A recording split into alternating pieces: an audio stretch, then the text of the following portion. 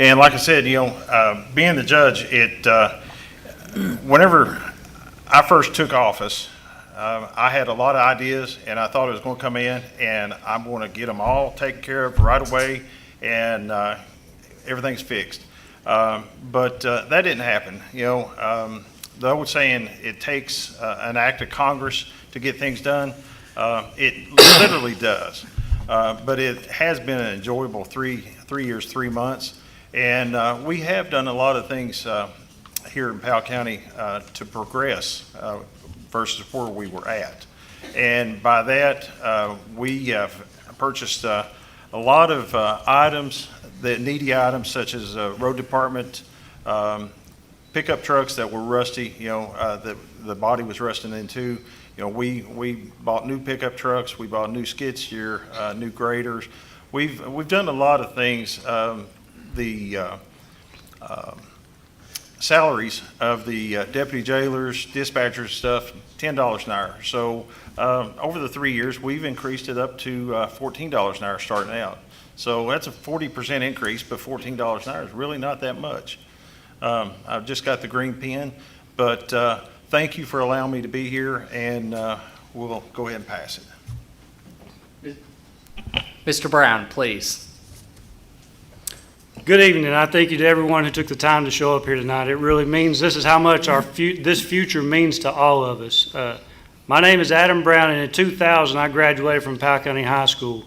When I moved here, I got to experience the full culture that Powell County had to offer, especially thanks to my wife and her mom and dad, Gary and Marilyn Meadows, that really let me have a full experience. I mean, it went from anything from cruising town to working in tobacco, cutting, hanging, stripping. That was an experience in itself. And then I got taught what dryland fish was, frog gigging, the whole thing that Powell County is known for of its outdoors. Got to enjoy all that, the drive-in and the racing. I mean, there's culture everywhere in this entire county.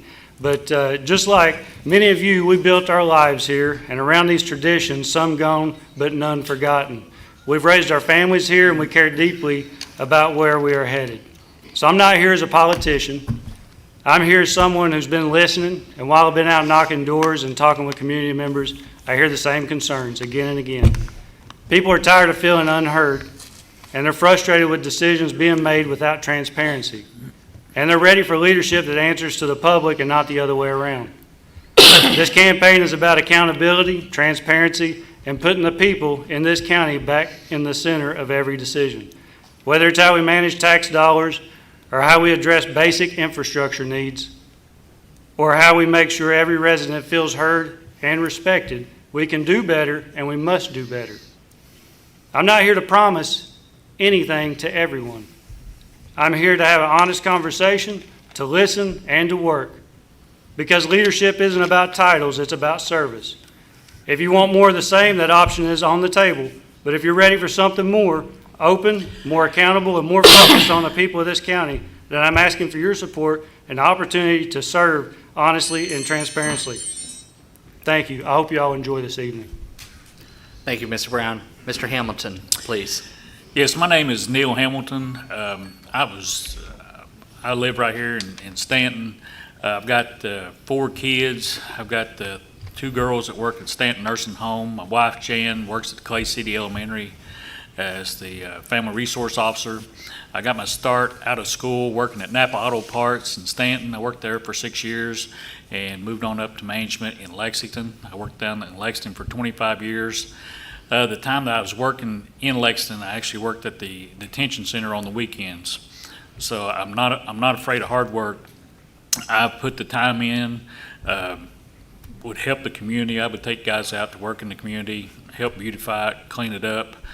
I left the jail and currently work at the Powell County Board of Education in the bus garage. I've got 8 grandchildren. I'm 52 years old. I really want to help the county come together. I want everybody working together. The only way we're going to get anything done is if everybody is clicking on the same cylinders. If we can't get the water, the sewer, infrastructure fixed, we can't get jobs here, we can't get the industry here, Without the infrastructure, nothing moves forward. Nothing. Your jobs leave. Your children grow up and leave. Your grandkids will grow up and leave. I worked out of town for 25 years, and I tell you, it's no fun because you don't get to see your family, you don't get to see your friends. And I want my kids to stay here in the county and be able to make an affordable living. I want my grandkids to stay here and be able to have a living. Thank you all for coming out, and thank you all for putting this on. Mr. Hamilton, thank you. And folks, as a gentle reminder, please silence your cell phones and please do not distract the candidates. Ms. Faulkner-Noon. Good evening, everyone. I'm truly grateful to be here with you today, and I want to begin by sharing what grounds me above all else, my faith in Jesus Christ. My faith is my foundation. It shapes who I am, it guides how I lead, and it will be the center of every decision I make. I believe that when your foundation is strong, steady, and rooted in purpose, it cannot be shaken. And that's exactly the kind of foundation I want for Powell County.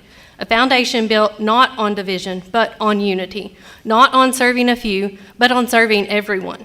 Because this county doesn't belong to one side, one group, or one voice. It belongs to every citizen who calls it home. My commitment is simple, but it's firm. Every decision I make will be devoted to the betterment of people of Powell County. Every family, every worker, every small business owner, every young person with dreams, and every senior who has helped build this community all matter equally. But strong leadership doesn't stand alone. Moving Powell County forward will require unity, not just among citizens, but among those elected to serve and the department heads who carry out that work every day. When we come together, we set aside differences and focus on what truly matters. There is nothing we cannot accomplish together. Growth is not just about expansion. It's about strengthening what we already have, supporting our people, and building a future that we can be proud of. And that only happens when we work together. I believe in this county, I believe in the people, and I believe that with the right foundation, one built on faith, unity, and service, we can move Powell County forward together. Thank you, Michael Frazier, WSKV, and the Lions Club, and the candidates for collaborating on this event with me. Most importantly, thank you for Powell County citizens for showing up and watching online. Thank you for giving me the opportunity to earn your trust. Candidates, thank you. We'll move on to the first question. As agreed to, we will be going in order, but as also noted by the rules, we'll be switching the ordering of who goes first to make this fair. Is that understood? Mm-hmm. Yes. Excellent. Yes. So question one, and we will start with Mr. Barnes this round. Mr. Brown, you will go first the next round. Third question, Mr. Hamilton. Fourth question, so forth, and we'll alternate back. Sound good? Mm-hmm. All right, thank you. And we'll just go down the line, all right? So, Mr. Barnes, 1 minute. What is the single biggest issue facing Powell County right now, and what would be your top priority as judge executive if reelected? 1 minute, please. Our water and sewer infrastructure. At this time, Beach Fork Water is pumping approximately 2 million gallons a day. That's max capacity. In order for us to progress and get new industries and new housing and stuff coming in, we have to fix it. Since being in, I've secured almost $8 million in grants for this water project. It's going to cost almost $10 million. So we have to be aggressive on the water and sewer before we do anything else. We have to start at the ground and go up, not at the top and go down. Thank you. Thank you, Mr. Barnes. Mr. Brown, same question, 1 minute. Well, I concur. I think everybody will. I mean, water's our biggest issue. If everybody got the big notice the other day that water taps are shut off, so if you rely on tourism for your business in Powell County, then you live in a certain area, you're going to not have an opportunity to expand, build another cabin. I mean, like you said, we can't have industry here if we can't get rid of the wastewater and build upon our industrial parks. So top priority is to make sure that that money that we do secure doesn't go to waste. In the past, we've secured funds and then they sit there idle and we don't get to spend them. So I want to make sure the top priority is to break ground on any project we have coming or in the works. I mean, there's no question asked that without that water being fed to everybody in the county, we can't move forward. We're at a standstill. Mr. Brown, thank you. Mr. Hamilton, same question, 1 minute. Without infrastructure, you can't bring jobs here. You can't get better paying jobs. You can't get companies to come in here. It pushes everything in the county. We have a stressed water system that keeps on adding on and adding on and adding on water meters. You know, one of the things that I had thought about was, not giving water permits to everybody. You know, if you've got something that's so many square feet or less, like all these tiny homes going up, maybe, tell them they have to have a cistern on there and quit stressing the already stressed infrastructure. We need to finish, we need to break ground with these grants that we've got in place. There are some coming that's already in the works, but we need to move them forward and break ground with them. Mr. Hamilton, thank you. You're welcome. Ms. Faulkner-Noon, please. The biggest issues facing Powell County right now are twofold. First, our aging and overburdened infrastructure, like everyone else said, road, bridges, and drainage systems strained by flooding, rural isolation, and growth. We'll conduct a comprehensive infrastructure audit with our magistrates, the Kentucky Transportation Cabinet, and city leaders to create a clear plan. We'll leverage every available state and federal dollar, including investments like House Bill 502, to deliver visible, high-impact projects first, fixing our worst areas while building long-term resilience. Second, Powell County is facing a serious drug crisis, and solving it takes more than one approach. We must use opioid abatement and ABC funds into early youth education, support targeted law enforcement focused on dealers, and rehabilitate inmates with job skills, treatment, and support so they can return as productive citizens. If we combine prevention, enforcement, and recovery, we can protect our community and build a stronger future for Powell County. Ms. Noon, thank you. Again, we're going to go to question 2. Mr. Brown, you will start. Mr. Barnes, you will finish us, okay? Yes, Question 2, Mr. Brown. Powell County residents consider to deal with road, bridge, traffic, and drainage concerns, especially along major corridors and in rural parts of the county. How would you prioritize infrastructure needs and make sure projects actually get delivered? To address what are some of those projects, such as homelessness, recovery, and basic need, and how you prioritize those projects, and what would you prioritize? Well, I'll start with the first part of that question. There's got to be a way to grade what needs to be done. So first, you'd have to have a plan in place. You can't do anything unless you have a good plan. So it takes data and research. But essentially, anything that's causing a safety issue needs to be put at the top of the list. And then next would be preservation of property. So Powell County has a big flooding issue, and a lot of it's because of drainage. Our ditches don't drain, our culverts are too small, underpasses under bridges are too small, rivers or creeks are congested. So unless we deal with the root problem because of that, that's how I would categorize it. How would I make sure they get done? It's with the plan. If everything's planned out and it's put on a schedule, it has a start date, it has an end date, and it has budget and money allocated to it, that's a way to hold us and everybody accountable to make sure those things don't get swept under the rug. Thank you, Mr. Brown. Mr. Hamilton, same question. Well, a lot of it, you need to go after the state and continue going after the state for some of these projects they've started or they've already agreed to complete but are still dragging on them. Just like the Pompey down there, where you go over to Pompey right there at Clay City. That's a bad area. They've been flooding there as long as I've lived here and as long as I can remember. If you go right there in Clay City where the museum's at, you can sit right there whenever the water collects there and just watch it swirl. Larry had told me one time whenever they had a culvert there that went straight to the river, you didn't have that problem back then. Stuff like that needs to be opened up to where you're actually draining it instead of causing a big funnel to where it floods everybody all the time anymore. So we need to actually be proactive and talk to some of the people that actually live in these areas and see what they've seen. They've been there longer than anybody, and that way we can help them move forward with what their needs are. Mr. Hamilton, thank you. You're welcome. Ms. Faulkner-Noon, please. Using current scoring methods and common sense, safety risks come first. Bridges and flood-prone area crossings, economic corridors like the Mountain Parkway access, and tourism routes on our rural roads. Capture the 80-20 bridge program funds. Use in-kind labor from the road department to cover that 20% match rather than pulling from our general fund. Monthly progress reports to the fiscal court, aggressively pursuing grants, and using public-private partnerships to deliver quick, visible wins. When it comes to homelessness, recovery, and basic needs, we need better coordination. I would work with the existing local providers like the food banks and the recovering ministries to strengthen what's already working. We focus on prevention through job creation, housing incentives near employment centers, and expanded recovery support tied to our industrial and tourism growth. Because these aren't competing priorities, strong infrastructure drives economic opportunity, and economic opportunity reduces the strain on basic needs of our community. Thank you, Ms. Faulkner. Thank you. Mr. Barnes, please. All right. On the roads, of course, here in Powell County, rural and secondary roads that belongs to Powell County, we have 184 miles of roads. Out of those 184 miles, we have approximately 40 miles that's gravel. Those are being tended to by a total of 7 employees. I think they do an excellent job as far as keeping up on the ditching and road work and stuff.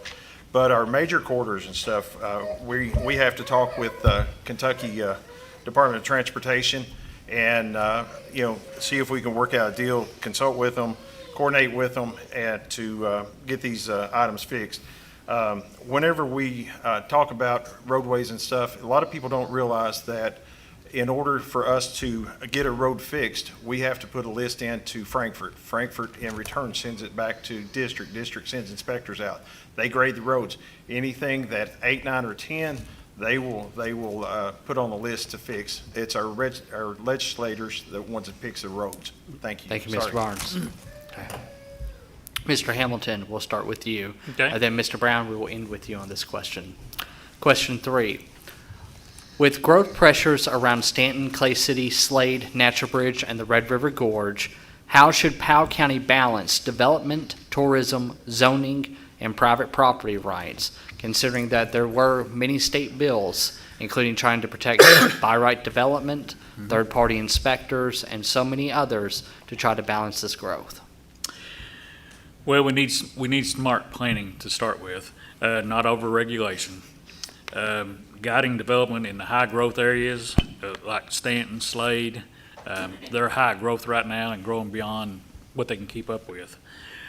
Still need to protect the rights of landowners in those areas. Growth should benefit the whole county and not just certain areas. I mean, you've got to spread it around and let them see that there's more to offer here than just that area. We need to have them invest in our other end, Clay City area. There's more available property around there than they are anywhere else. So they need to be pushed more toward that area. Mr. Hamilton, thank you. You're Ms. welcome. Faulkner Noon.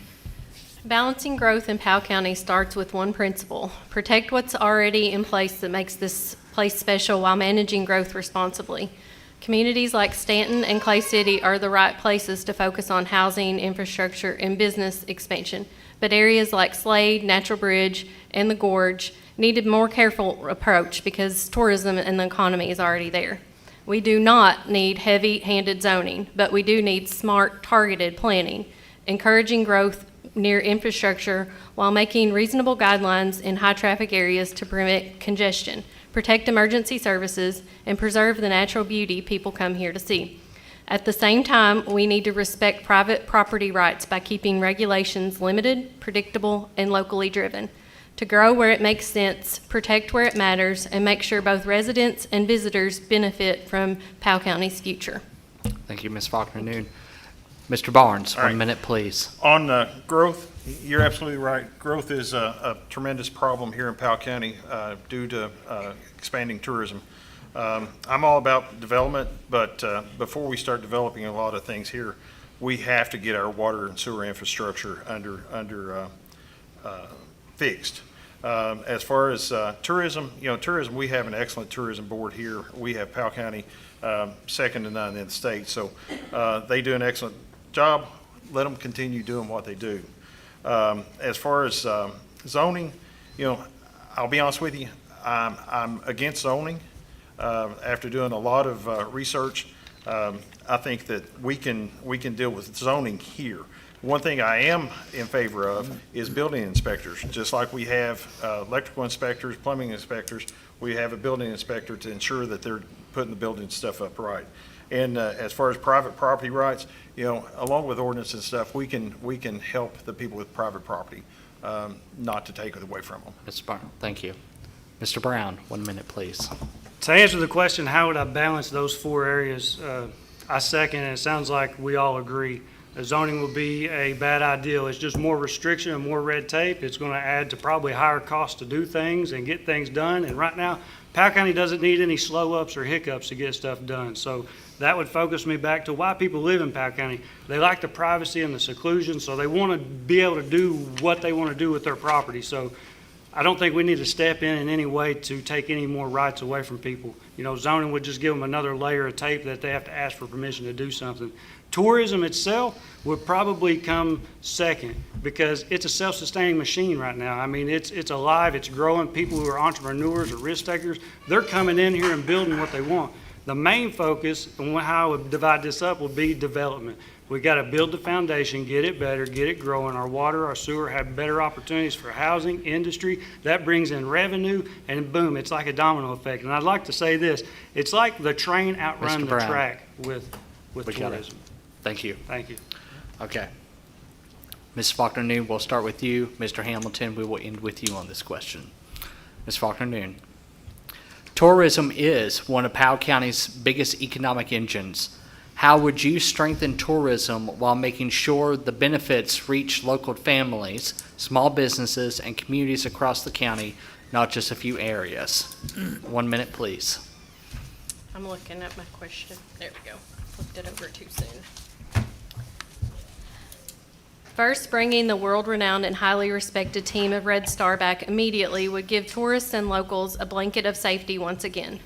Tourism is one of Powell County's greatest strengths, but the key is to make sure it benefits the entire county, not just a few areas. The real opportunity is spreading the impact. We promote small businesses, restaurants, and shops in communities like Stanton and Clay City, giving visitors reason to explore across the county. Currently, tourism supports 200 local jobs, which directly impacts the general fund by occupational taxes. We also support local entrepreneurs by making it easier to start and grow tourism-related businesses. Finally, we connect local families to these opportunities through workforce development and job training. We can grow tourism, but make sure the success is shared all across Powell County. Thank you, ma'am. Thank you. Mr. Barnes, 1 minute, please. Okay. As far as tourism is doing excellent here in Powell County. One of the things that we need to do is we need to market and advertise all of Powell County, just not the Slade Red River Gorge area. Promote Clay City, promote Stanton by doing a lot more advertising. That there would reach local families, small businesses. It would increase small businesses and communities across our county. So many people focus on the Slade area, they forget about the lower end of the county and Stanton. We have to be aggressive on making sure that they are promoted also, not just Slade and Red River Gorge. Thank you, Mr. Barnes. Mr. Brown, 1 minute, please.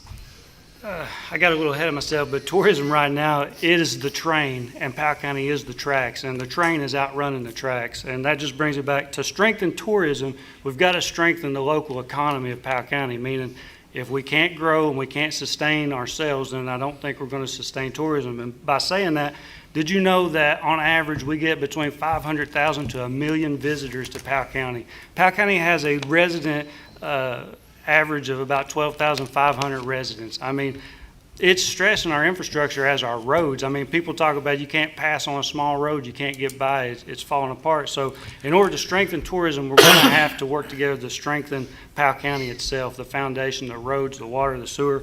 I mean, it's just the only reason it helps if you increase occupational tax from 1.25% to 1.75%. They're drawing that in. The other sales that are made from the visitor here is a sales tax that goes back to the state. So we really need to figure out how to benefit the whole county. Mr. Brown, thank you. Mr. Hamilton, 1 minute, please. Well, with tourism, I would try to sell Clay City, Stanton, and Slade as one experience. We need to promote more towards Stanton and Clay City, in order to spread it out evenly across the county. We've started this RC park here. We've got a beautiful park here with the Lions Club.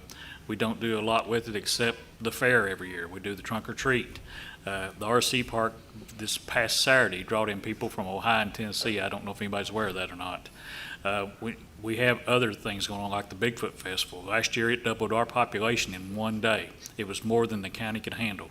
But events like that, our niche, is what we need to work toward to make the tourism bigger and better. And we need to work together instead of having everybody working against each other. It needs to be one unit, one mind, one purpose. Thank you, sir. Okay. Now we're back to you, Mr. Barnes. So, what is your plan to improve infrastructure and public safety around Natural Bridge and the Red River Gorge, including traffic flow, road access, emergency response, and protecting residents' quality of life? 1 minute, sir. Okay. As far as the roadway, just about everything up around the Natural Bridge Slade area is state-owned. Our nearest roads that belongs to the county is Baker Ridge, Hilton, and L&E Junction. But I would coordinate with the Kentucky Department of Transportation about seeing what we can do to formulate a plan to ease congestion. And one of the things that I thought about is roundabouts around the rest area and Natural Bridge and Campton Road area. That way that would ease up the congestion, not just during tourist season, but all times. And as far as emergency response, one of the things that we have done, we've added an extra ambulance on to cover our tourist seasons and stuff. Instead of 2 ambulances, we've got 3. We've increased the support of the fire departments, and we're looking to try to buy them 3 new fire trucks to respond. Thank you. Thank you, Mr. Barnes. Mr. Brown, 1 minute, please. With a lot more data and research, I mean, it would really have to figure out where the road and the traffic infrastructure needs to be improved. But public safety, the big concern, if nobody's able to respond to an emergency in a timely manner, we're going to have to look to maybe the sheriff's department adds a full-time deputy up there to more patrol, hang out at the visitor center. If it's more up towards Natural Bridge, the state parks, maybe the state needs to come in and add some more state resources, like, I don't know, park rangers or state troopers in that area to be able to respond to emergencies. The public nuisances that you hear about, we've got to be able to have people that will respond when the public does have a concern and not have to wait 2 hours for a nonviolent offense, So just coming in and being able to make sure, I'm all for Red Star. If it didn't count or cost the county any money or extra funds, they can come back and assist with search and rescue and all those responses from the ambulances up there that mostly they get called to in the gorge area. Mr. Brown, thank you. Mr. Hamilton, 1 minute, please. Well, we need to work with the state on the road issue.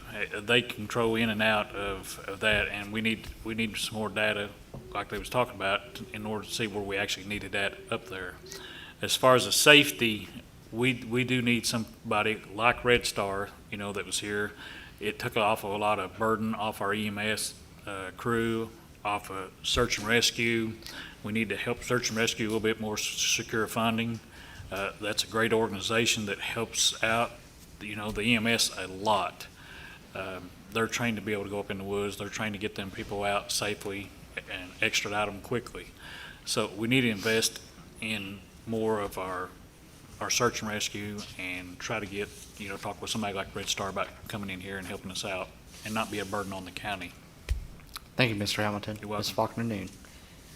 Traffic is mainly a weekend issue. I will work closely with the U.S. Forest Service, the Red River Gorge tourism staff, and high-traffic business owners to better educate visitors about the area, building on existing efforts that already encourage low-impact recreation and responsible tourism.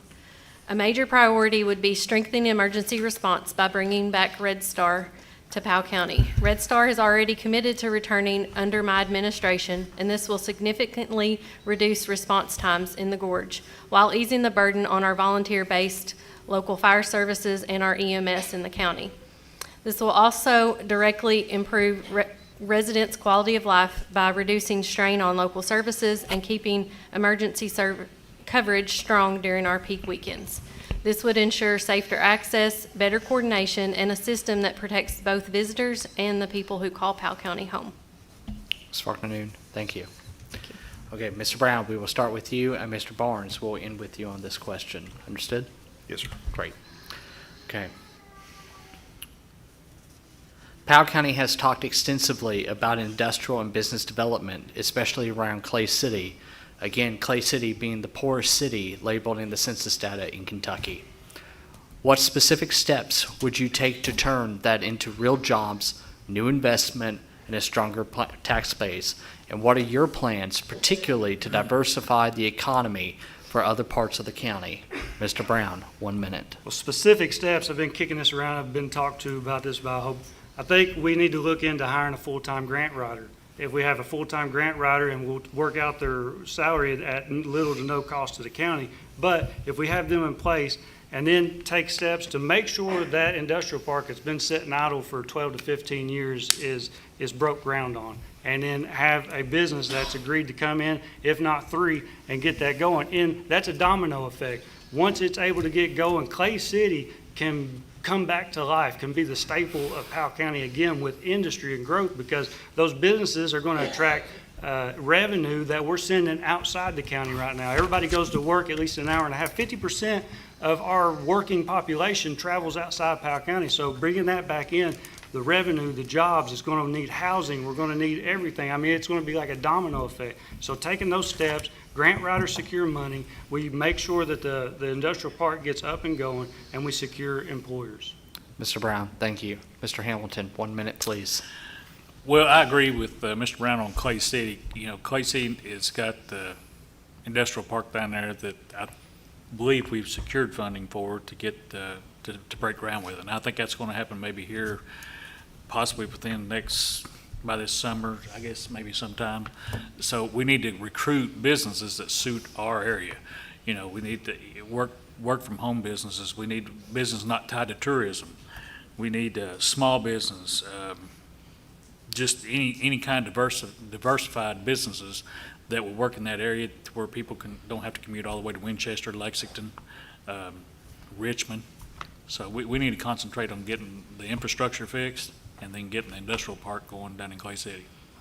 Mr. Hamilton, thank you. You're Ms. welcome. Faulkner Noon. Turning industrial and business development in Powell County, especially in Clay City, into real jobs and a stronger tax base requires action, not just planning. First, we must make the county site-ready by identifying and preparing shovel-ready industrial locations with the infrastructure in place so businesses can invest quickly. Second, we actively recruit employers by working with state partners and regional development groups, highlighting our location along the Mountain Parkway and targeting industries like light manufacturing, logistics, skilled trade, and agriculture. Third, we build a strong local workforce pipeline so residents are trained and ready for these jobs through school, vocational programs, and technical training partnerships. At the same time, we diversify economic growth across the county by supporting small businesses, expanding broadband for remote work, and encouraging investments beyond just one corridor. Finally, accountability by tying incentives to real job creation. Thank you. Ms. Faulkner Noon, thank you. Mr. Barnes, 1 minute, please. Okay. On this has been one of my projects since I came in as judge. Clay City Industrial Park has sat idle for 23 years down there. Nothing has been done. When I came in, I worked with local, state, and federal officials on funding the park. July 1st, we will have funding for the park. They've allocated $3.2 million for Clay City Park. Hopefully, groundbreaking will be hopefully by the end of this summer. We do have people that are interested in coming into Clay City Park. We have one that's already gave us commitment. We have another that is very interested, and we've talked to the state economic development, along with the governor's office, has assured us that whenever we get that built, they will send people up there. So along with that, I'm getting a little short. Never mind. Okay, thank you, Mr. Run Brown. out of time. Mr. Brown? Can I say something? No, there's no rebuttal. Okay. No, I'm sorry, sir.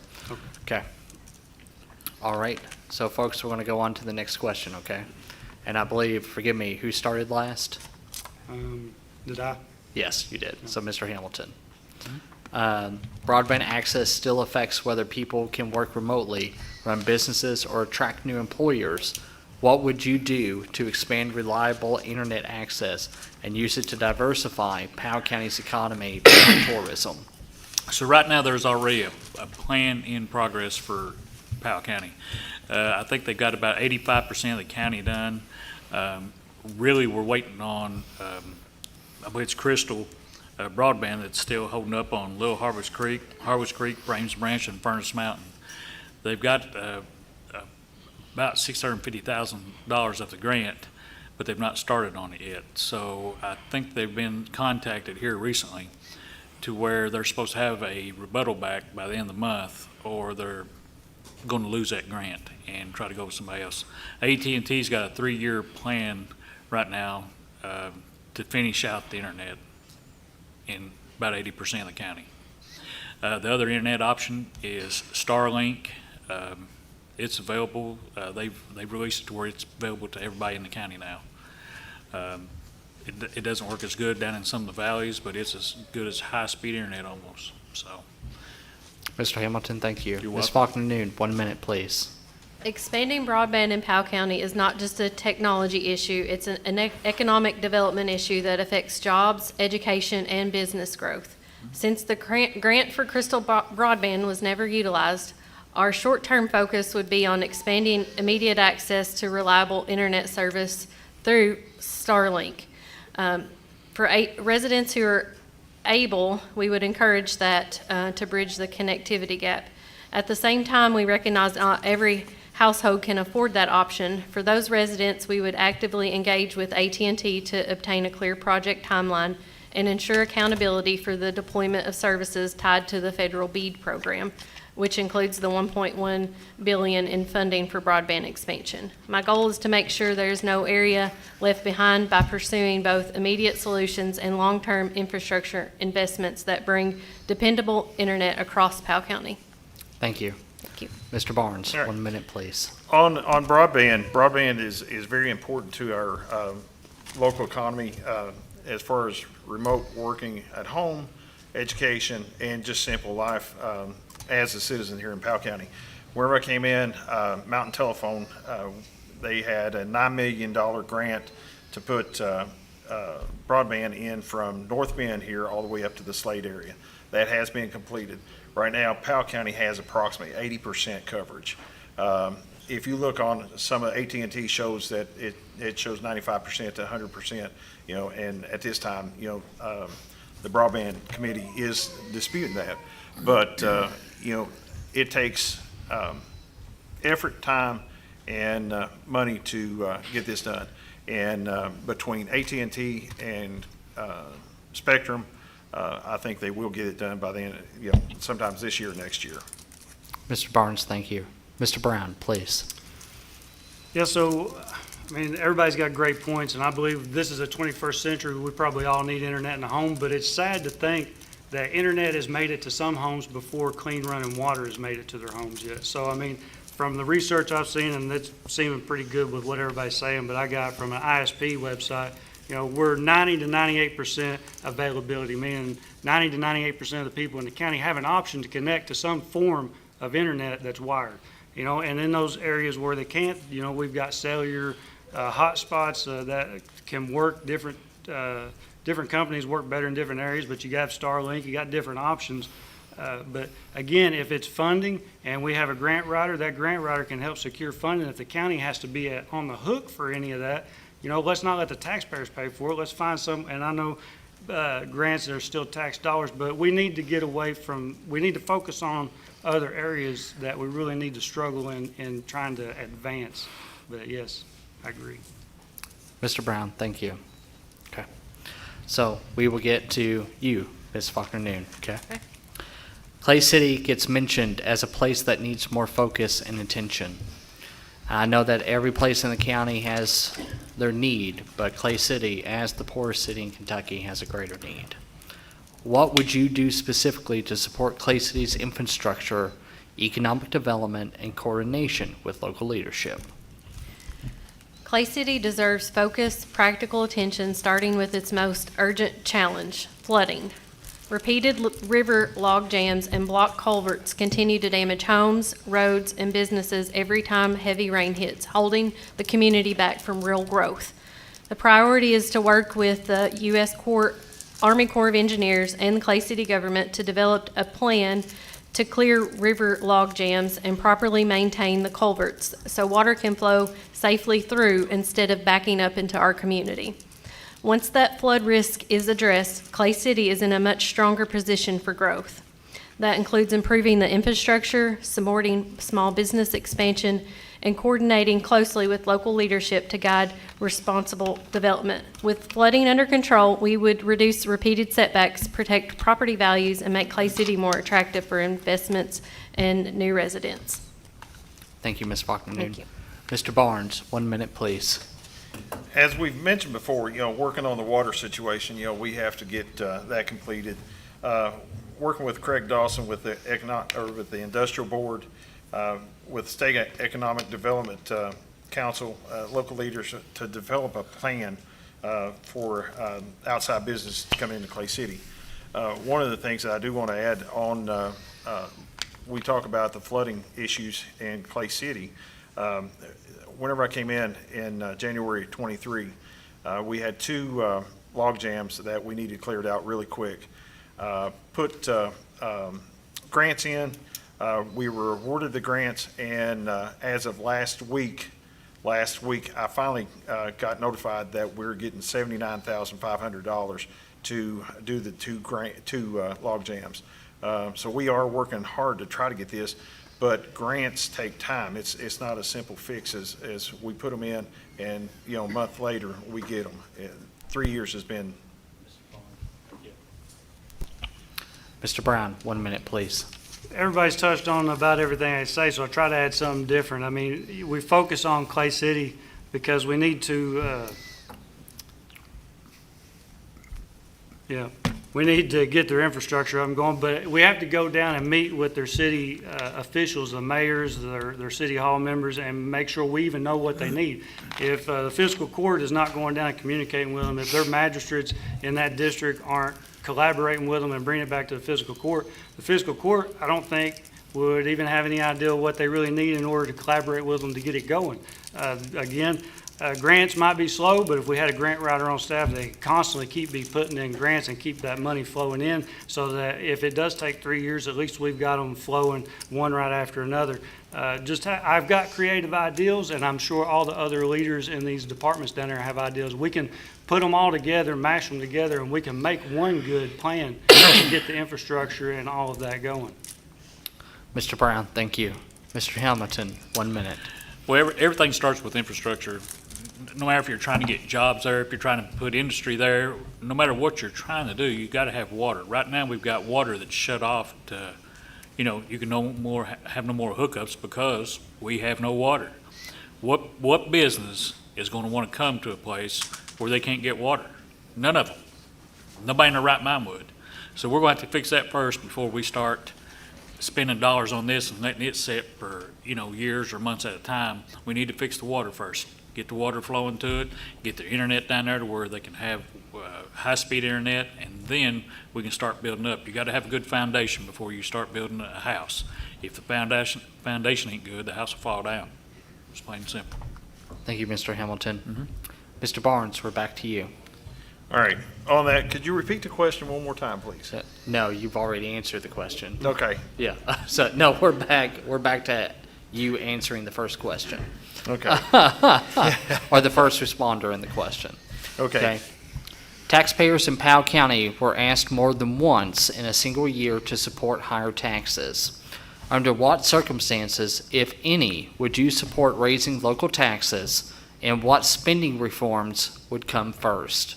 Mr. Barnes, 1 minute. One of the things I can say is I don't like any type of tax increase unless we absolutely have to. If it's beyond my control, we may have to raise the taxes. But some of the things that we need to watch out for is fiscal spending, making sure that all of our dollars go the extra mile. And if we have to, then we do. Second part is fiscal discipline, spending caps, cuts, or as you go Rules offset cuts elsewhere. Efficient measures such as eliminating wasteful spending, streamlining government operations, targeting ineffective programs. Look at fiscal sustainability. You know, here, as far as the money, whenever we talk about the money, we are transparent about what we spend, how we spend it, and I invite everybody to come down to the fiscal court if they have a question, to come in and let us show them what we're spending. Mr. Barnes, thank you.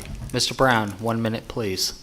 Yeah, I'm against raising any kind of taxes if at all possible. I mean, one ideal popped in my head, you know, if we really have an infrastructure need, you know, back in the day, you used to build a toll road, and you paid for that road as you traveled on it. So in any instance, if there was a tax that needed to be applied, it needed to be something like that would come in place, it would pay for its thing, and then it would go away. But with that being said, yes, in the past year, I mean, our taxpayers in the community shouldn't be acted like a blank check.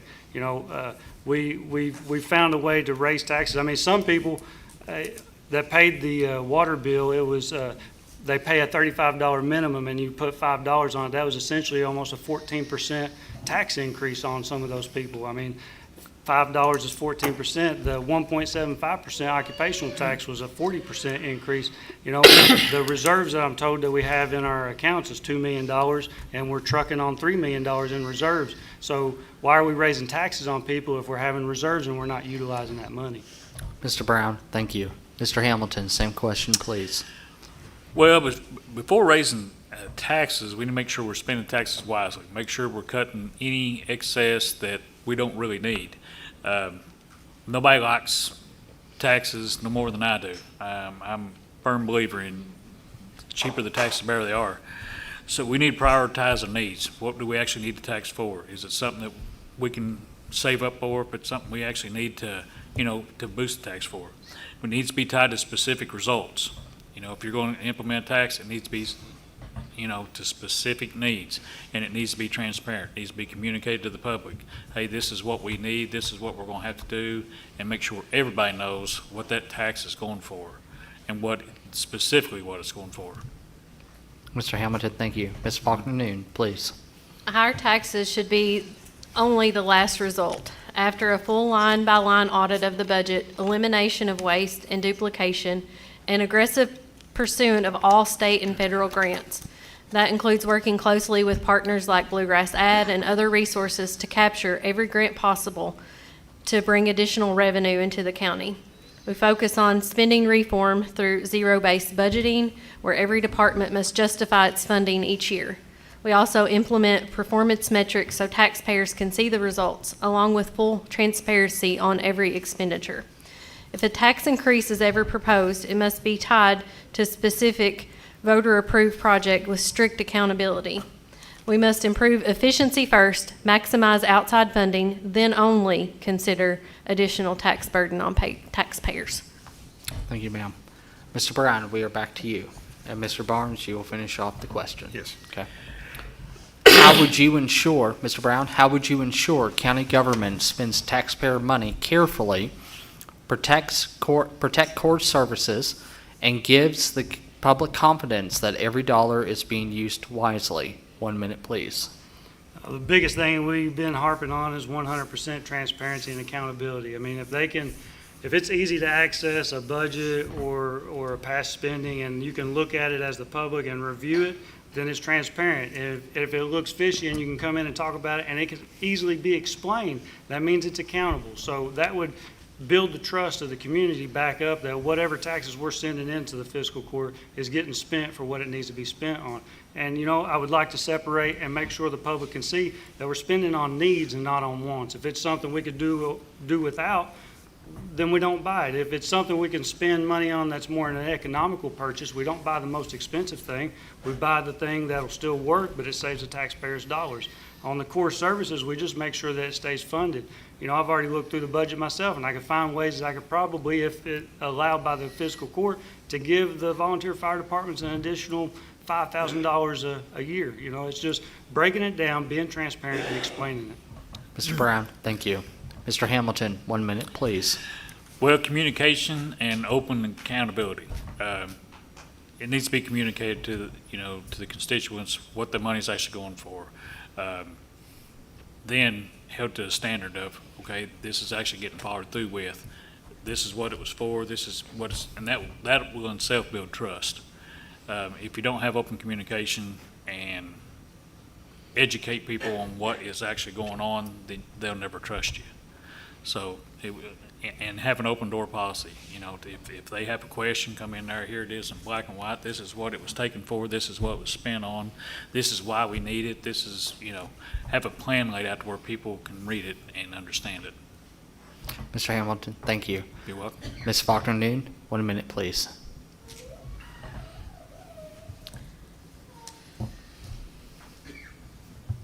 Taxpayer dollars should be treated with the same care as a family budget. That means every dollar should be tracked, justified, and tied to results. I would implement public financial dashboards so residents can see clearly where their money is going. We would require a competitive bidding on contracts and regular third-party audits to ensure accountability and prevent waste.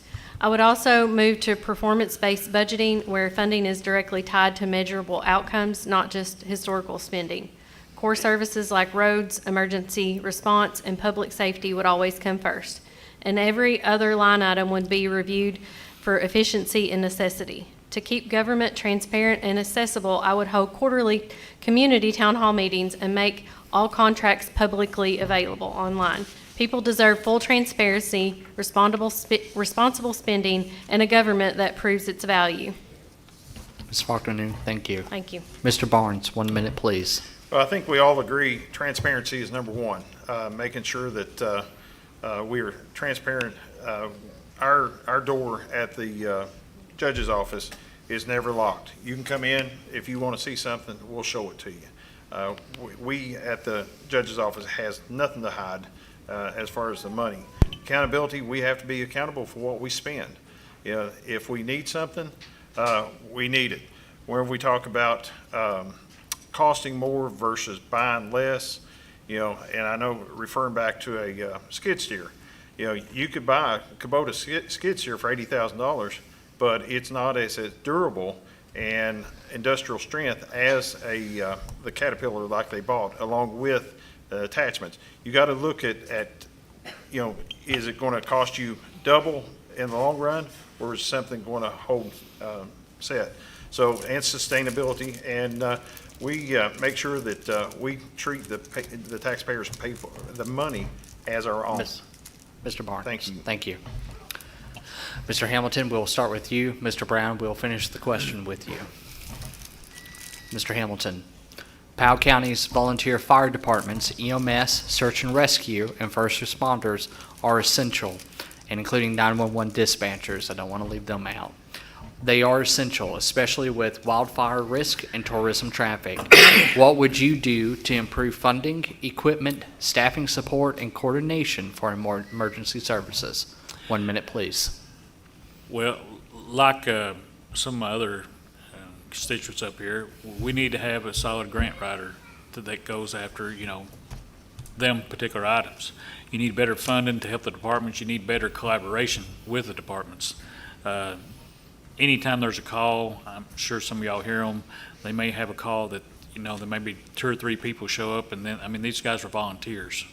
So they're taking their time, their gas, and responding to help, you know, help everybody. So we could at least help them. We need to help their funding for their departments. I mean, a lot of them's got some old trucks. We need to do what we can to secure grants for them. We need to help them. Thank you, Mr. Hamilton.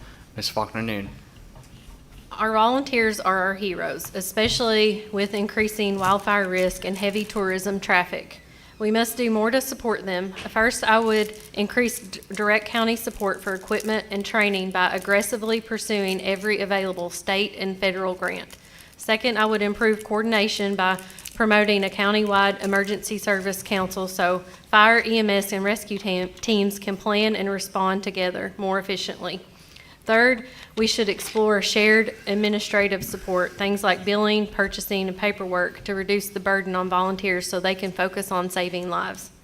Fourth, I would advocate for increased state EMS funding, which is far limited right now. And most importantly, bringing back Red Star to Powell County would significantly reduce EMS call volume, response pressure, strengthening coverage during both daily emergencies and peak tourism and wildlife seasons. Better equipped, better responders to protect our community when it matters most. Thank you, ma'am. Mr. Barnes, please. All right, this is one that touches my heart. Being a first responder for over 40 years now, I know firsthand about the importance of supporting police, fire, EMS, and search and rescue. I've done it all, been there, seen that. Our first priority is life safety for our local people, our people that's coming through Powell County, and the tourists. And by doing that, what we've done, and we have purchased 3 ambulances. We've staffed 3 ambulances. We used to, it was 2 ambulances full-time. And we had got 3 quick attack trucks through grants through Congressman Barr's office. We have increased dispatchers. Back whenever we started, there was 1 dispatcher working per shift. Now there's 2. Along with that, we've increased the pay for the dispatchers and EMS, and we have increased the contribution to the fire departments. We have to be aggressive on funding. Thank you, Mr. Barnes. Mr. Brown, 1 minute. I try to talk really fast, but this one is kind of creative. Like somebody told me what I'm trying to do is a state level job. I'm not running for state legislator, but us as the community can speak up. We know what we can do when we speak up and we get it loud. So the local fiscal court can deal with some people in Frankfort to try to change some legislation. A lot of these issues have to do with extra stress on the tourists up there in the gorge. So if we could change the law that says tourism money and taxes that are drawn from the people that eat here and vacation here and whatnot can be used to fund these services, the EMS, the volunteer fire department, the search and rescue. Search and rescue spends most of its time rescuing people in the gorge. So why can't the tourism money pay for that? That's a legislative issue. It needs to be fixed. But grant writer, absolutely go after every dollar. I'd like to research the Red Star. If it didn't cost little to no money to the county, absolutely bring them back. Communication between all the departments, no micromanaging. There's supervisors and people in place to manage each one of those departments. Let them do their job. If they're not, we'll get rid of them. We'll replace them with somebody else. Mr. Brown, thank you. Ms. Faulkner, we will start with you. Mr. Hamilton, we will end the question with you. Are we ready? Okay.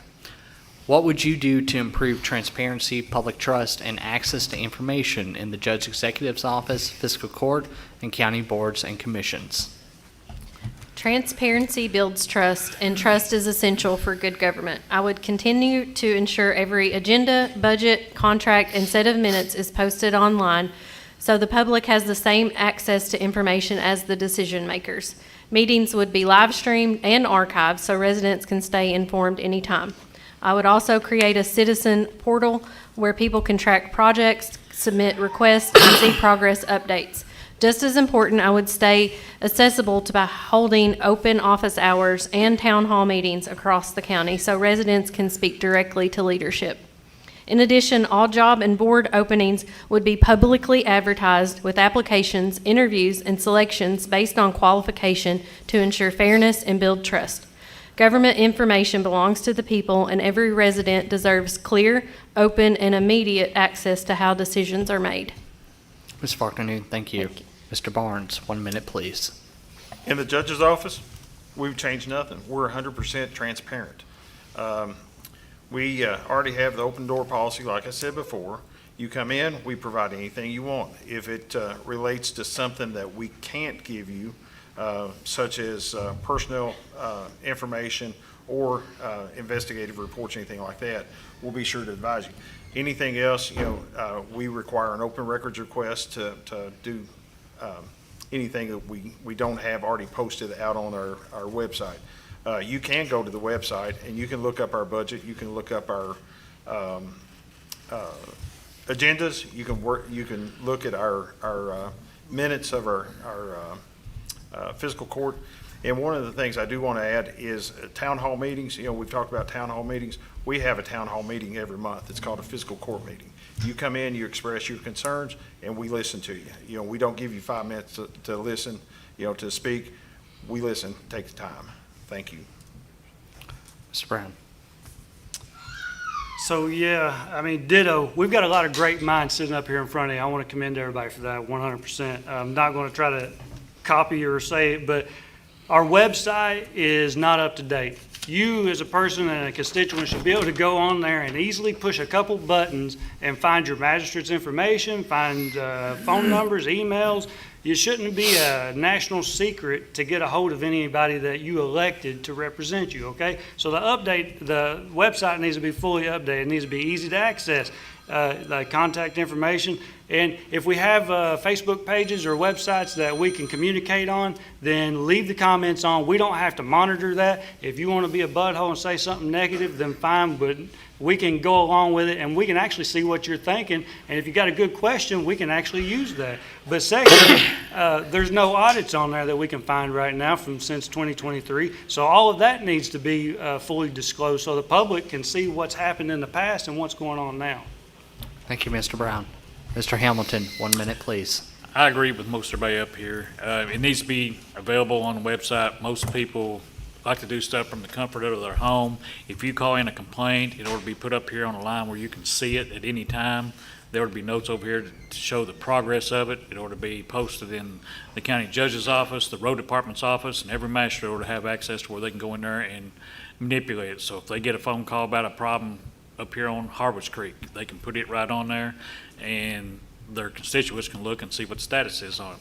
I've heard people, say it's been 6 months to a year or whatever, that they complain about something, but they don't know where they're at on it. They could be waiting on blacktop, they could be waiting on Hinkle to start crushing rock, but you need to have an open communication where people can look at that without having to try to get a hold of somebody, or, a lot of magistrates work at their other jobs through the day, and it's hard for them to take a call through the day, so, they could go right on there and look and see where we're at on pretty much everything, grants, taxes, road work, everything. Mr. Hamilton, thank you. If you don't mind, I'm going to interchange one of the questions because I think that we've asked and harped on transparency enough, and I'm going to interchange it with the question on homelessness. Is that okay? Okay. Folks, as you all know, that before I became a National First Amendment Award recipient and passed legislation in Frankfurt, including some of the largest protections for student rights in America, that I am just from the creek here in Powell County, including many of you all know my backstory, from my mom being on drugs to the point that I was homeless as a youth here in Powell County. So homelessness and working with Janelle Brewer and Spark Ministries is something that is very near and dear to me and so many families who every person has somebody dealing with drugs right now. So, ladies and gentlemen, and Mr. Barnes, we are back to you. If elected, how and what would you do to help our homeless population, and what programs beyond homelessness would you support? 1 minute, please. There's some things that we need to do prior to. We can build as many homeless shelters as we want. We can feed them every day. But until we counsel, we get them into like a life learning center that will educate them on how to be productive citizens, it's not going to work. Basically, the only thing we're going to do is enable them.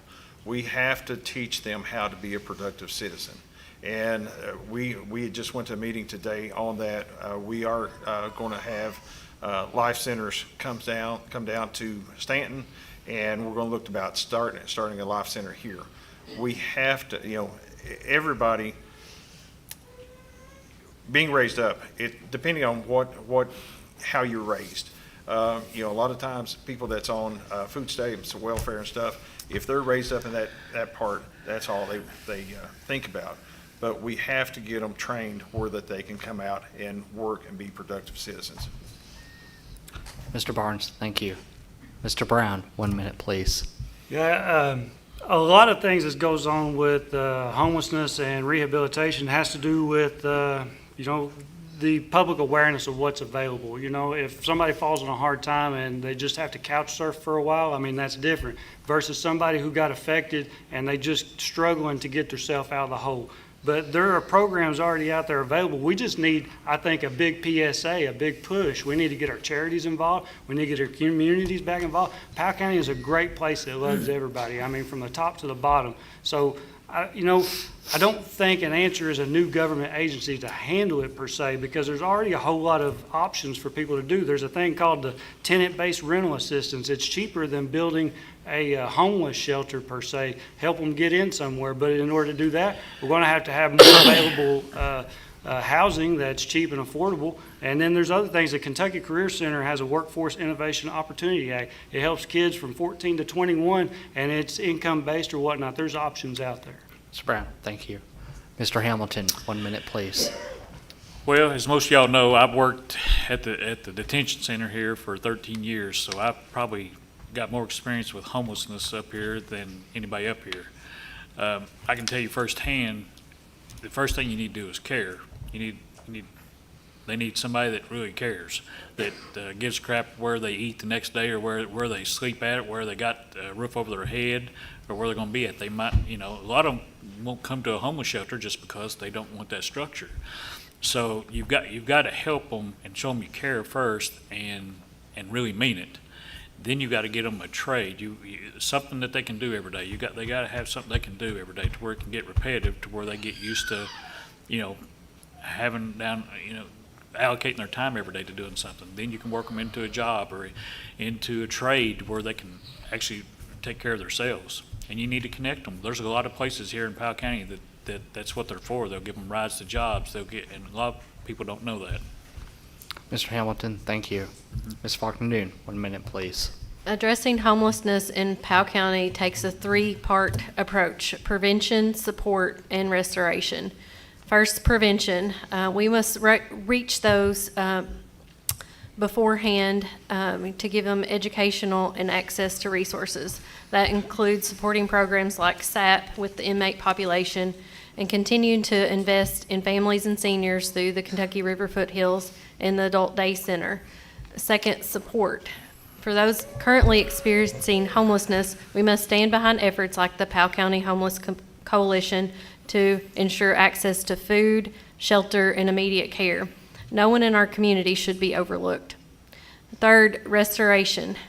We help rebuild by connecting them to employment opportunities and the resources to help regain independence. This is about restoring dignity, respect, and hope.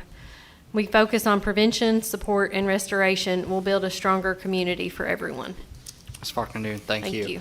At this point, I do want to give a shout out to the Powell County Detention Center that through their efforts that House Priority Bill HB 5 was passed, which became the largest jail reform bill in Kentucky that created a second chance program.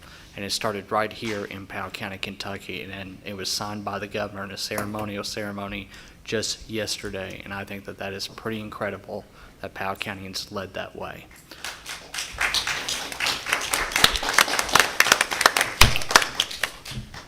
(14) Mr. Brown, we start with you. Public libraries and other county-supported institutions should serve the whole community. What role should county leadership play in protecting free speech, viewpoint diversity, and public accountability? Well, first of all, there's policies and procedures in place. So if we've appointed people to these boards and commissions and they're not following those rules and procedures and policies, then maybe they need to be removed. So there's already laws for First Amendment speech protection. So unless they're violating that, I feel like everybody has a right to basically say what they want to without getting out of hand and harassing somebody. But there's no problem with each one of us having a different ideal and coming at something in a different way. And nobody in leadership should ever tell somebody that their ideal doesn't make any sense or it's the most insane thing they've ever heard. So that, being a true leader and just making sure you lead by example, share professional courtesies between each other, and just keep going along and being a Christian and a good person. Thank you, sir. Mr. Hamilton, 1 minute, please. Well, I think public institutions ought to serve everyone open, freely. It's your First Amendment right.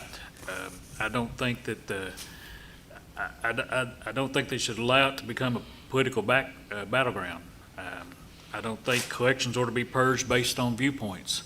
I believe everybody ought to be able to come in there and do their own research freely without being harassed, without having political agendas in front of them, without having to worry about if I read this or read that. they shouldn't be judged. I think that that should be a first and foremost protection is First Amendment right to free speech. Mr. Hamilton, thank you. Ms. Faulkner-Noon. County-supported institutions like libraries should remain neutral public resources that serve everyone in the community. Their purpose is to provide access to information, not to promote any agenda. We must uphold the Constitution by keeping these spaces open to lawful expression without favoring one viewpoint or another. That means having clear, fair policies that are applied equally. As a judge executive, my role is to ensure these institutions follow the law, remain fiscally responsible to taxpayers, and protect intellectual freedom to all residents. We should support library boards that focus on open access, diverse programming, and transparent operations that reflect the needs of the entire community. At the same time, we must always defend every resident's first right access information freely and without bias. Our goal should be to keep our library strong, neutral, transparent, and focus on serving the public. Ms. Faulkner-Noon, thank you. Thank you. Mr. Barnes, 1 minute. Now, whenever we talk about public libraries, remember that these boards that we appoint people to, they have their own rules, regulations, policy procedures that they have to go by. Public libraries is governed under the Kentucky Department of Libraries. And well, one of the things that we as a fiscal court think that every citizen should have the right to express their opinion. They should have the right to come in and talk to us at any time during fiscal court meetings. That's the reason why that during fiscal court meetings, where if you come in to talk, we don't put a time limit on your speaking. You know, that's the reason why we want you to speak your mind, tell us what's going on, and go from there. As far as viewpoint diversity, we should listen to all ideas that come in. You know, I've always said that you know, sitting up here, you know, I may have a good idea, Adam may have one, and Jessica and Neil has one, and if we put everything together, I can't tell if that's red or green. It's green. It's green. Sorry. But put them all together and make one excellent idea. Thank you, sir. Okay. So, folks, we are with Mr. Hamilton, okay? And just for the audience and those listening at home, we have this question, a next question, and the closing statements, and we are done, just to follow up. Mr. Hamilton, Judge Executive is a job that requires working with magistrates, city officials, schools, state agencies, and local stakeholders. And as somebody that has worked with judge executives across the state, I cannot express how important this question is. How would you build those relationships and deliver results for the whole county? Mr. Hamilton. Same way I have for the past 13 years while I worked at the detention center. I've worked with the city of Stanton, I've worked with tourism, I've worked with all the magistrates, past and present.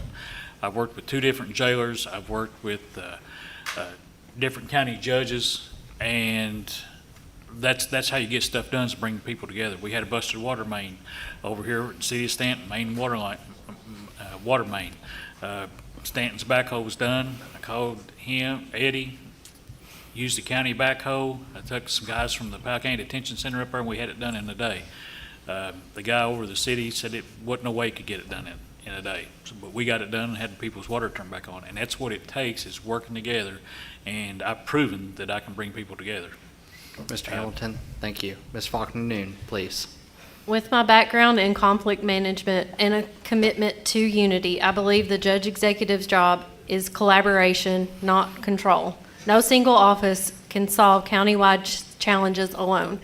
I'd hold meetings with magistrates and city mayors to ensure consistent communication and shared direction.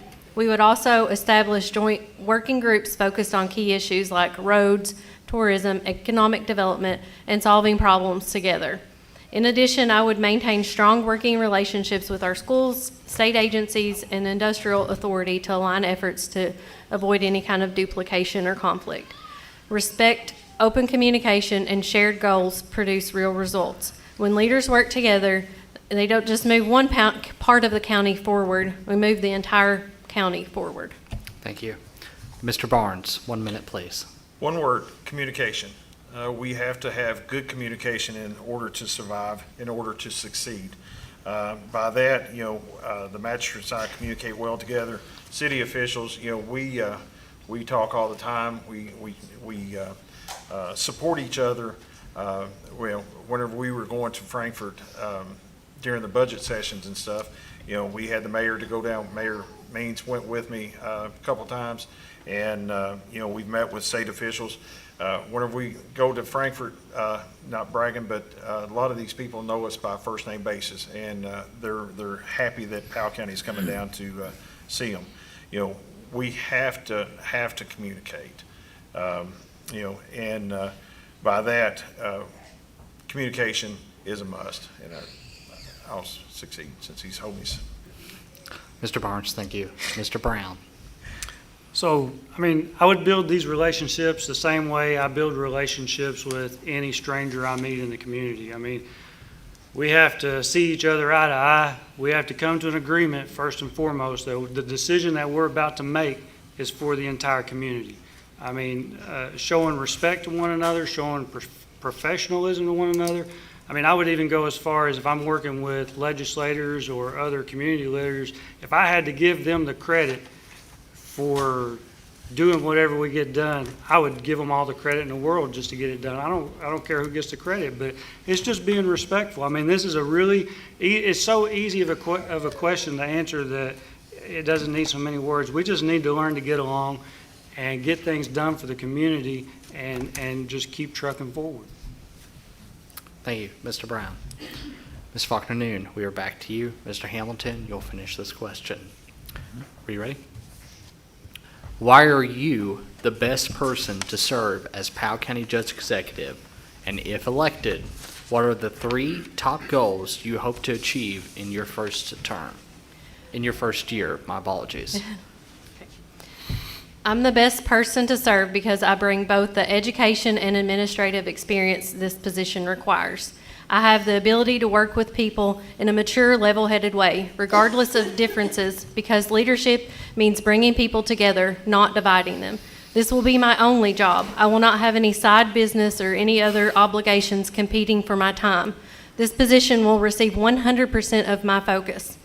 Integrity is the core of who I am, both in business and in my personal life. Remaining faithful to any role I take on is a value I live by every day. This is not about a title for me, it's about responsibility. My goals will be focusing on the foundation of this office, fully executing the responsibilities of this role. That means balancing the budget responsibly, writing and enforcing ordinances, and working closely with other elected officials and department heads to move this county forward together. You deserve someone who truly cares, someone who will stand up for you, and someone who will lead with strength and honesty. I know I'm that person. I'm ready to work, and I'm ready to serve. Thank you, Ms. Faulkner-Noon. Mr. Barnes, if reelected, what can we expect in your first year? 3 things: continued improvement of infrastructures, continue to improve our public service, and continue supporting economic development. Being a judge is not a 40-hour work week. It's a 24/7. It's coming out all hours of the day, night, and we are just not an administrative staff. County judge is responsible for the day-to-day operations of the county personnel and departments. We have to ensure that they do a good job. We have to ensure that the people of Powell County are taken care of. Remember that here in Powell County, I have 13,000 bosses, and those bosses are the people here. It's just not working at the fiscal court. It's making sure that everybody's taken care of. I think that I've already proven myself over the past 3 years, and with that, we will continue to do the right thing. Mr. Barnes, thank you. Mr. Brown, 1 minute, please.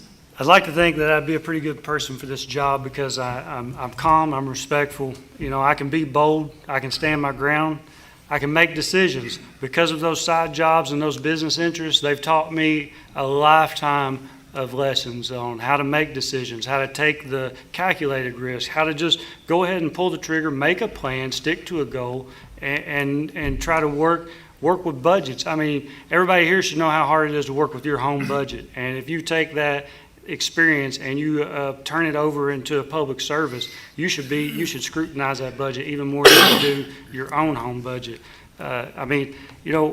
anybody that knows me knows that I work pretty well with everybody. You know, can we always disagree and get along? Yeah and no.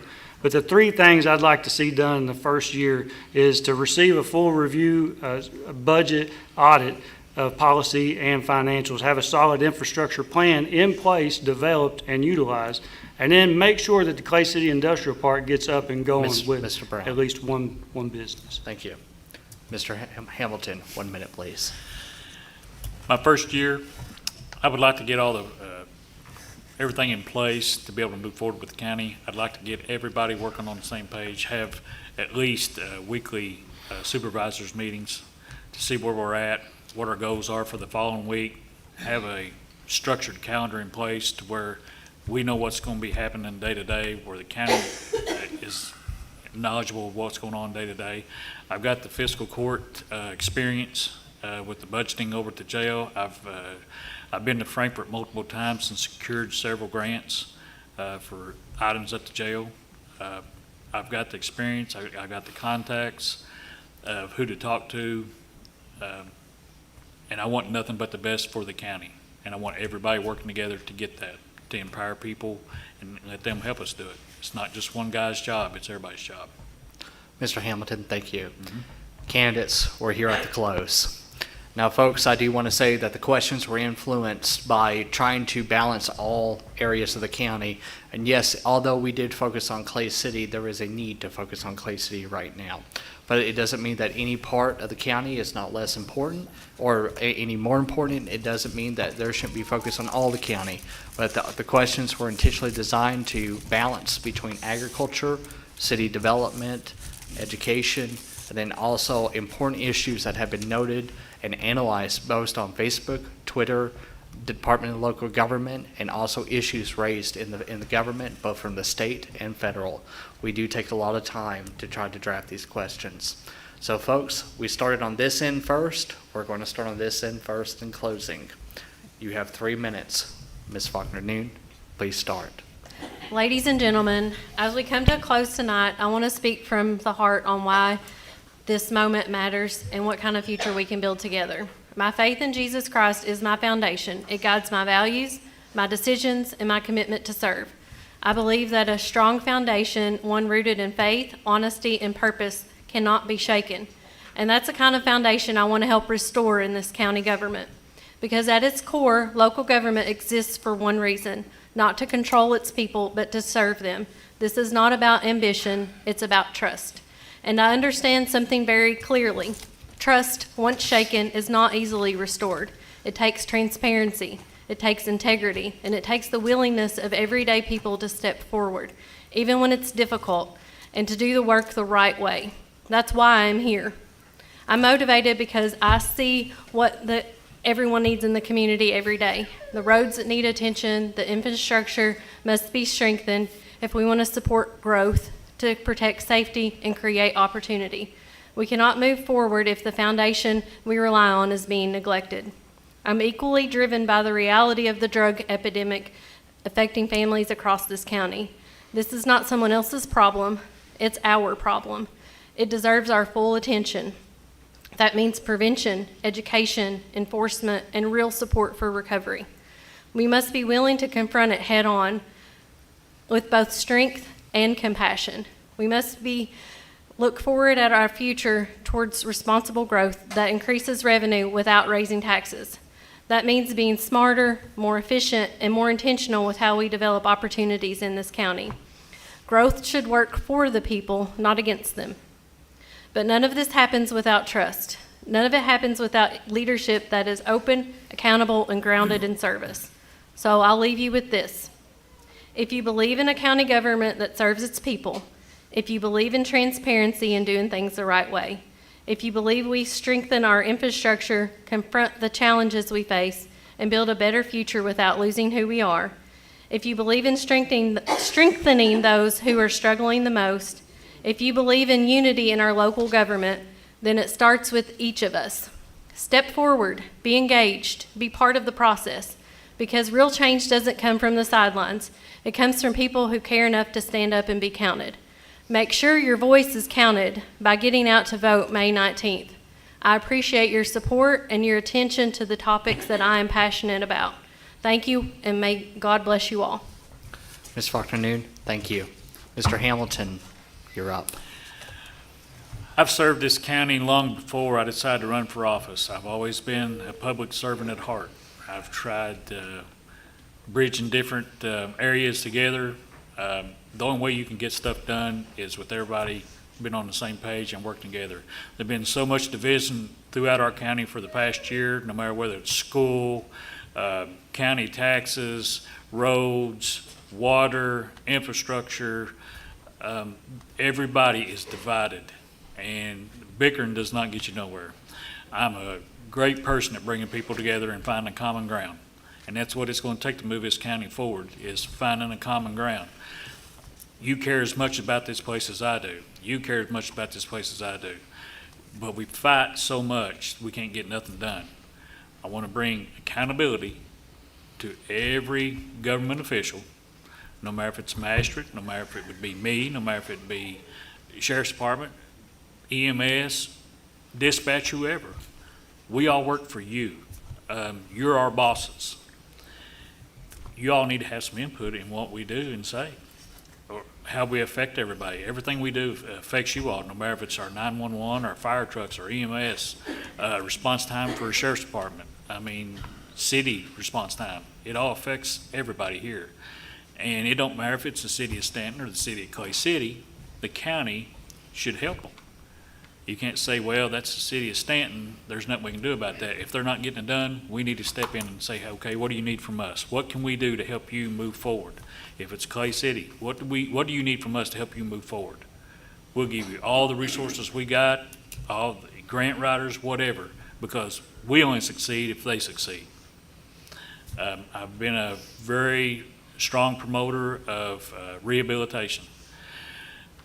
I've seen it firsthand from, there's no family in this county that ain't been touched by drugs. No, nobody. And you see them suffer with mental health and everything. We need to start helping these people also. And I want to champion, a lot of different communities around here to take care of their own and help them. Let them know somebody cares. There's a lot of people that like to talk and want to do stuff, but they have no place to focus their energy. I'd like to give them a focus, help them get a focus to help this group or help that group, help the homeless, help, rehabilitation. This one here needs a ride tomorrow. Well, this guy might be retired and be willing to take them for, to their work or whatever. Take turns helping each other. Thank you. Mr. Hamilton, thank you. Mr. Brown, you're up, sir. I'd like to keep this as organic as possible, but I want to say this is very exciting. I don't know how many people are here. There's 5 Republican candidates for judge executive sitting up here wanting to represent you all in one way or another. Being able to take part in this process, it's awesome. I mean, it's humbling too. I mean, all of you, no matter who you choose, are going to expect the transparency, the accountability, the responsibility, the integrity, the honesty from anybody, any one of us up here. So this is a very exciting time. And I didn't get to, I kind of wondered why we didn't pray before we started this. But, I give credit to God and Jesus Christ for everything that I accomplish. Everybody up here, and I hope everybody knows Jesus as their personal Lord and Savior. And if you don't, take the time to seek Him out. But,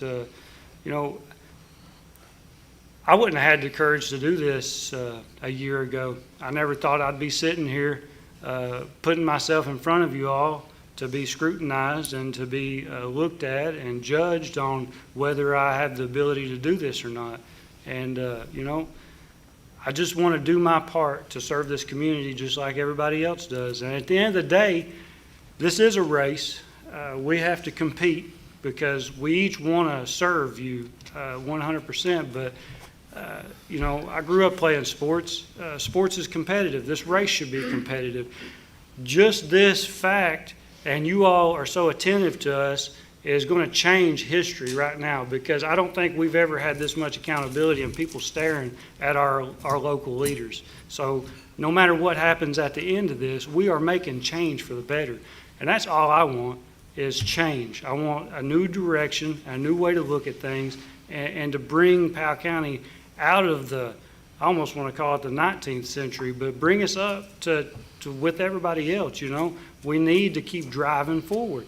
And after this is all over, with all these ideals I've heard up here, whoever gets it, we need to share those ideals with each other at the end of the day, you know. And I just want to reiterate that everybody's been great, and I just appreciate the opportunity to have a chance to serve you all as a next judge executive. Thank you. Mr. Brown, thank you. And Mr. Barnes, before we get to you, missing the prayer and pledge was more of moderator's first nerves, and that is my responsibility and my mistake, and we should have started with that, and my apologies. Mr. Barnes, please. Well, first thing is, I'm kind of calming down now. Coming in here, I was shaking like a leaf. I was tore all to pieces. So I do apologize because I'm not a public speaker. Believe that or not, I do not like speaking out in public. But, you know, I have served Powell County since March 1986, either as a police officer or firefighter, EMT. I've actually done search and rescue. I've been on search and rescue with Jessica's dad before, and we've done a lot. And as I've served as your Powell County Judge Executive for the past 3 years and 3 months, I deeply care about this community. It's my home. I've worked every day since being in office to move it forward. Really proud of the progress that we've made. And if reelected, I will focus. If reelected, my focus will be to continue improving infrastructure and other goals, supporting job growth. Families here, strengthen public service. We have made progress, and there's still a lot more work to do. Now, whenever I came in 3 years ago, 2 of my projects was to get the warning sirens fixed. There was 5 out of 12 that was working. We got them fixed thanks to Dennis Combs and some other people that really did a great job. We got the radios fixed.